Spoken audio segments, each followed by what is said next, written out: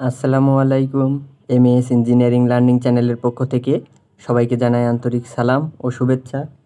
আশা করি প্রত্যেকে ভালো আছেন।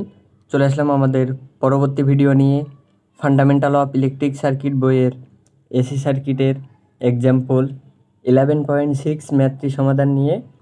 গত ভিডিওতে আমরা প্র্যাকটিস প্রবলেম 11.5 ম্যাথটি সমাধান করেছিলাম। আজকে আমরা এক্সাম্পল 11.6 ম্যাথটি সমাধান করব।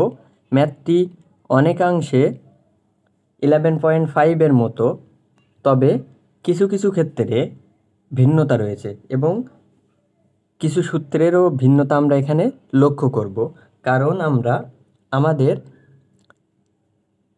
এক্সাম্পল এবং প্র্যাকটিস প্রবলেম 11.5-এ এখানে লোড রেজিস্ট্যান্সের জায়গায় আরএল, এখানে আরএল দেওয়া আছে এবং 11.5 এবং প্র্যাকটিস প্রবলেম 11.5 ওখানে জেডএল দেওয়া ছিল। অর্থাৎ এই আরএল এবং জেডএল এই দুইটার ভিন্নতার কারণে ম্যাথটিতে কিছুটা ভিন্নতা রয়েছে। তো আমরা ম্যাথ করতে করতে দেখব কোথায় কোথায় ভিন্নতা রয়েছে। তো নিয়ম অনুযায়ী আমাদের প্রথমে এখানে থেভনিন, জেড থেভনিন এবং ভি থেভনিন বের করতে হবে। তো আমরা প্রথমে জেড থেভনিন বের করি। জেড থেভনিন বের করার জন্য আমরা এই লোডকে খুলে ওপেন করে সার্কিটটা দেখি কি হয়। অর্থাৎ নিয়ম কিন্তু একই আছে এখানে জেড থেভনিন বের করার।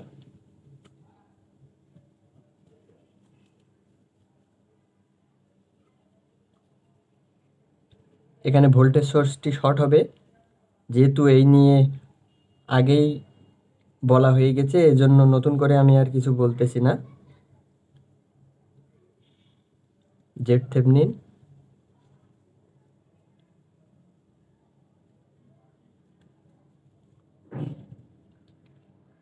এখন যদি আমরা এখানে লক্ষ্য করি, এখানে দুইটা শাখা রয়েছে এবং দুইটা কিন্তু প্যারালালে রয়েছে। সুতরাং আমরা এখানে লিখতে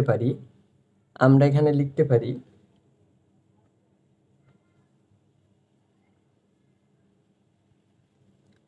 জেড থেভনিন ইকুয়ালস টু, লিখতে পারি আমরা কি হবে তাহলে, এটার প্যারালাল এটা, তাহলে G of 20 parallel 40 minus G of 30।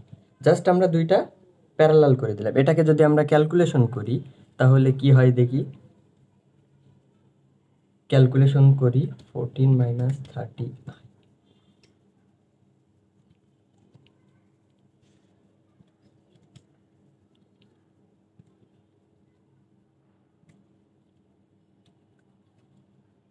Calculation করলে হচ্ছে 9.412 প্লাস জি অফ 22.35।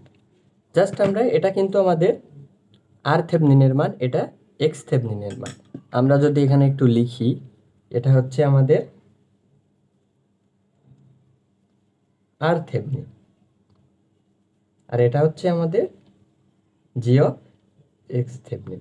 কেন লিখলাম এটা আমরা পরবর্তীতে সূত্রে দেখতে পারবো, যে গত ভিডিওগুলোতে এটা লিখলাম না এবং এটাতে কেন লিখলাম। তো আমরা জেড থেভনিন পেয়ে গেলাম। এখন আমাদের ভি থেভনিন নির্ণয় করতে হবে। তো ভি থেভনিন নির্ণয় করার জন্য সার্কিটটি আমাদের আবার অঙ্কন করতে হবে। যদি অঙ্কন করি তাহলে সুবিধা হবে, এই জন্য আমি অঙ্কন করছি।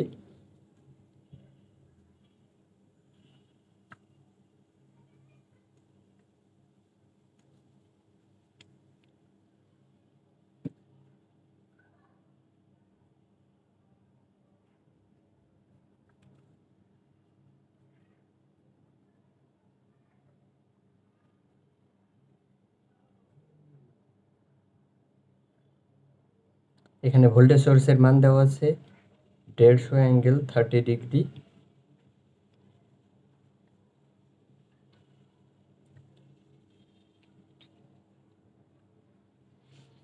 এখন আমরা জাস্ট সার্কিটটি অঙ্কন করলাম। এখন আমাদের ভি থেভনিন প্রয়োজন। তো ভি থেভনিন কীভাবে আমরা পেয়ে যেতে পারি, আমরা যদি এখানে একটু লক্ষ্য করি, এই ভি থেভনিনের সাথে এই যে অফ 20 ওহমের যে ইন্ডাক্টর আছে এটা কিন্তু প্যারালালে আছে। অর্থাৎ আমরা এই ইন্ডাক্টরের আড়াআড়ি ভোল্টেজ যদি পেয়ে যেতে পারি, তাহলে সেটিই হবে আমাদের ভি থেভনিনের ভোল্টেজ। তো আমরা এখন এই ভোল্টেজটি যদি পেয়ে যাই, এই ভোল্টেজটি অর্থাৎ এই ইন্ডাক্টরের আড়াআড়ি যে 20 ওহমের আড়াআড়ি ভোল্টেজটি যদি পাই, সেটি হবে আমাদের ভিথেভনিন। তাহলে আমরা এখন কি লিখতে পারি? সরাসরি যদি আমরা ভিথেভনিন লিখি, তাহলে আমরা এখানে লিখি নাও ভিথেভনিন। ভিথেভনিন তাহলে কি লিখবো? এখন কিভাবে পাবো? যদি আমি কারেন্ট বের করে কারেন্টের সাথে এই যে 20 ওহম যদি গুণ করি, তাহলে কিন্তু আমরা ভিথেভনিন পেয়ে যাব। আবার যদি আমরা, যেহেতু সার্কিট একটি মাত্র পথ, অর্থাৎ একটি পথ আছে এবং টোটাল ভোল্টেজ জানি, ভোল্টেজ ডিভাইডার রুলস অ্যাপ্লাই করলে সরাসরি কিন্তু আমরা ভিথেভনিনটি পেয়ে যাব, অর্থাৎ জি অফ 20 ওহমের ভোল্টেজটি পেয়ে যাব, সেটি হবে আমাদের ভিথেভনিন। তো আমি ভোল্টেজ ডিভাইডার রুলসটি অ্যাপ্লাই করছি, তাহলে আমরা সহজেই পেয়ে যাব। উপরে হবে নিজস্ব রেজিস্ট্যান্স এখানে জি অফ 20, আর নিচে হচ্ছে উভয় রেজিস্ট্যান্সের যোগফল, তাহলে G of 20 plus 40 minus G of 30 into total voltage. Just আমরা ভোল্টেজ ডিভাইডার রুলসটি অ্যাপ্লাই করলাম। তাহলে আমরা যদি এটা ক্যালকুলেশন করি তাহলে কি হয়? নিচে আমরা লিখতে পারি 14 minus 10 I into 150 angle 30 degree.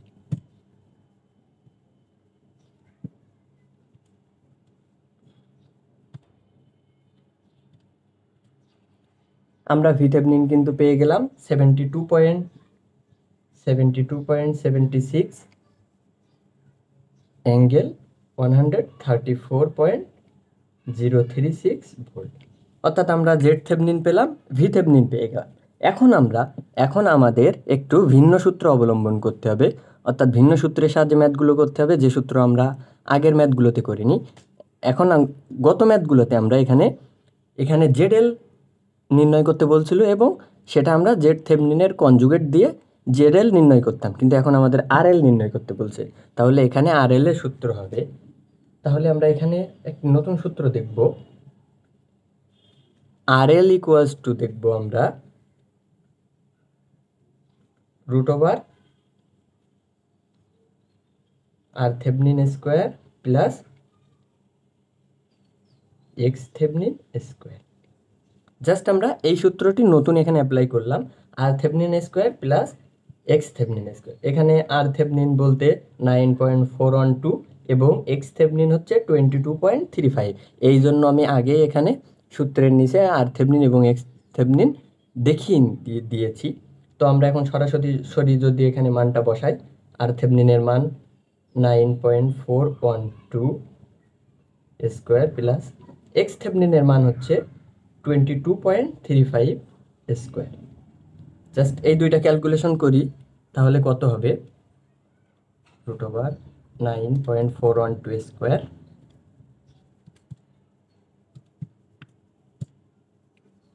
আর এল এর মান হচ্ছে 24.25 ওহম। তাহলে আমরা আর এল এর মান পেলাম। এখন লোড যেহেতু পেয়েছি, আমাদের সূত্র অনুযায়ী লোডের কারেন্ট প্রয়োজন, কারণ এখানে ভিন্ন সূত্র অবলম্বন করতে হবে, এই জন্য আমাদের এখন লোডের কারেন্ট প্রয়োজন। তো যেহেতু আমরা আর এল এর মানটি পেয়ে গেছি, তাহলে আমরা এখানে যদি লোডের কারেন্টটি আইএল ধরি, লোডের কারেন্ট ধরে নিচ্ছি আইএল, তাহলে আমরা কি সূত্র লিখতে পারি? তাহলে আমরা লিখব কারেন্ট থ্রো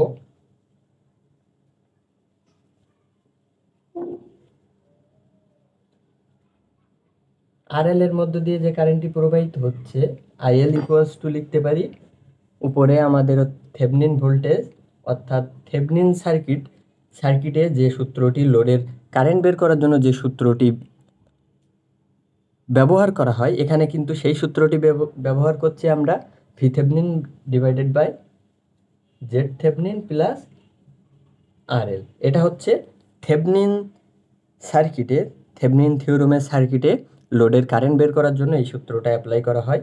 তো আমি এখানে সেই একই সূত্র অ্যাপ্লাই করলাম।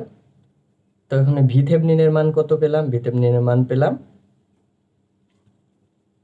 72.76 অ্যাঙ্গেল 134.036। জেড থেভনিনের মান পেলাম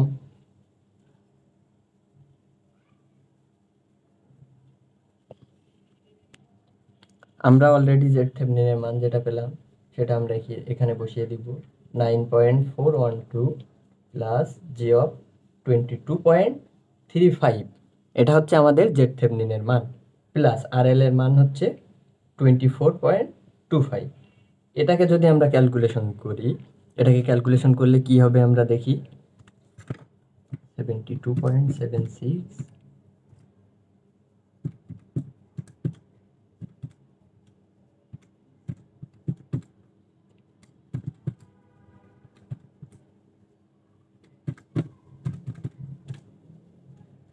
আমরা কারেন্টের মান পেলাম 1.8 অ্যাঙ্গেল 100.45 অ্যাম্পিয়ার। আমরা কিন্তু কারেন্টের মান পেয়ে গেলাম, অর্থাৎ লোড কারেন্টের মান পেয়ে গেলাম। এখন আমরা ম্যাক্সিমাম এভারেজ পাওয়ারটি বের করব নতুন ফর্মুলা দিয়ে। তো আমরা এখন সূত্রটি লিখব।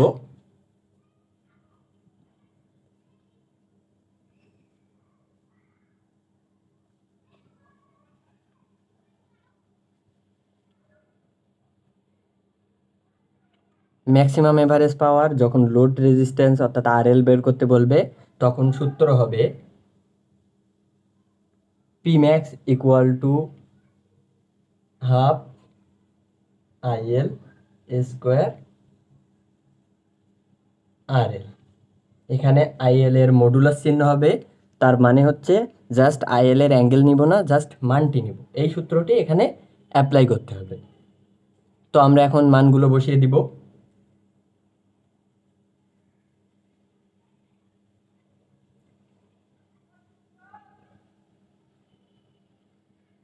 এটাকে ক্যালকুলেশন করি, এটাকে ক্যালকুলেশন করলে 1.8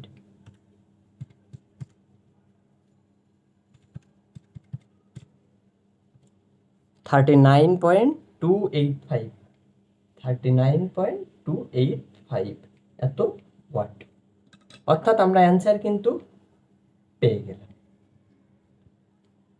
আবারও বলতেছি, ম্যাথটিতে আমরা নতুন কয়েকটি সূত্র প্রয়োগ করেছি। সে নতুন সূত্রগুলো আমরা যদি একটু দেখি, একটি নতুন সূত্র, এই সূত্রটি নতুন কিন্তু আমরা আগে থেকে জানি।